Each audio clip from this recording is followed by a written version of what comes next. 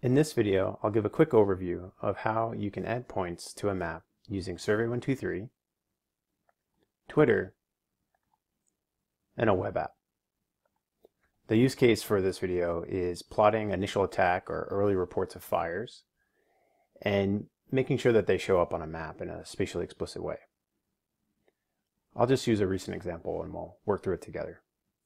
So in this case, I have a fairly reliable citizen report of a fire.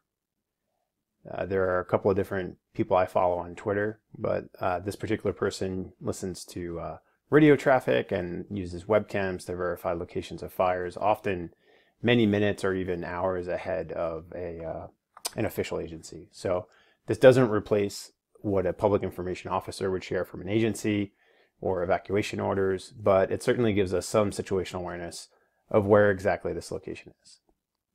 So in this case, the Cypress fire is located at 18605 Cypress Drive. We might get better location than that sometime soon, but I'm going to go ahead and just copy that location.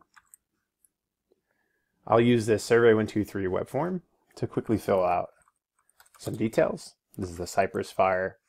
My source in this case is social media. Of course, if there's an agency website, we'll want to use something like that. That could be, for instance, this CAL FIRE website, but I don't see the fire there just yet.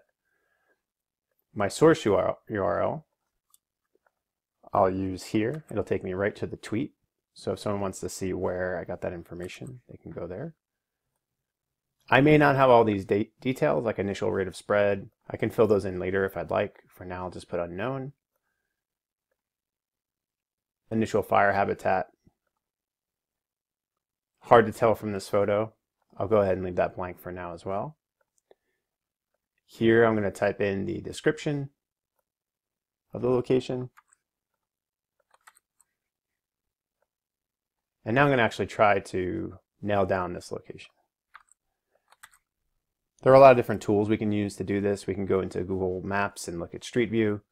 I'm going to trust this address for what it is, because we're just trying to get an understanding of the general location of where this fire started, just for situational awareness purposes.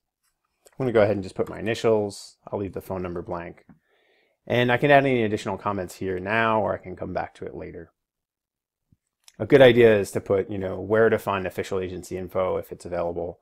But we really want to balance speed with the level of detail here. If I can get this out sooner, it'll show up on the map sooner, and that might give people more situational awareness.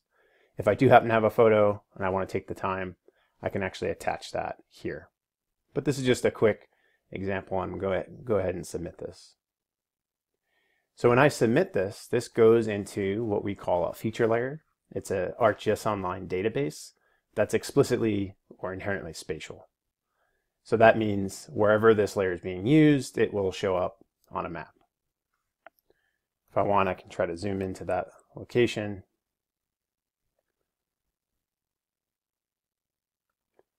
And we should see it show up here in just a moment. There are a lot of other layers in this map. This particular map just happens to have some of the public safety outages and a number of other features in here. And now I have a better understanding of the location of the fire. I can click on it and see the details here, and I can go to the source if I'd like to. And maybe in another video I'll show you how we can edit this, but the idea is just to get some quick situational awareness. As you learn more about how ArcGIS Online works, we can do some analysis even on what's nearby and what might be impacted.